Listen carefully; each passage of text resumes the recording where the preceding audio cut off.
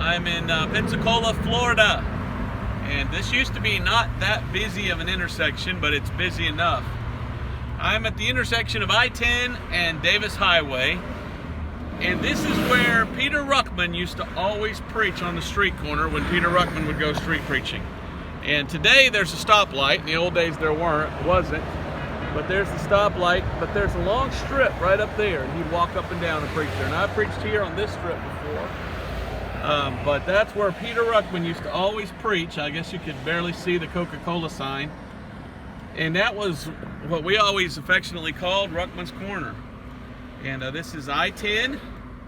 And you head that way, you go eastbound. I-10 and Davis Highway.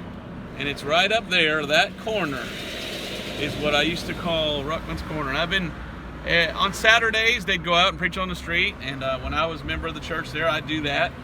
And then I'd preach on my corner. Usually was back up that way. Sometimes I'd go up that way.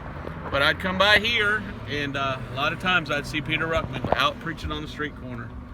And that was quite an amazing thing. So I wanted to share that. I thought I'd film that. Pretty amazing.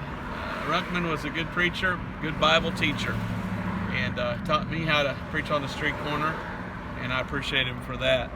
But yeah, I'm still waiting at this light, and I wanted to show you the little strip where he used to preach.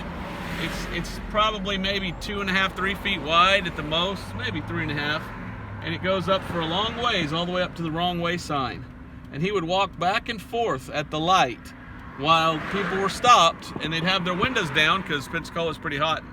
And usually people have their window down, and he preached, "The Bible says, what shall it profit a man if he gain the whole world and lose his own soul?" And I saw a lot of people roll up their windows because they didn't want to hear. But then I saw a lot of other people, they'd roll down their windows and listen to this old man holding up his Bible and preaching to them from the street corner. So this is Ruckman's Corner. And like I said, they put in a light here. That stoplight wasn't there many years ago. A lot of people have moved into this area, to Pensacola. So there's a lot more here than when I was younger.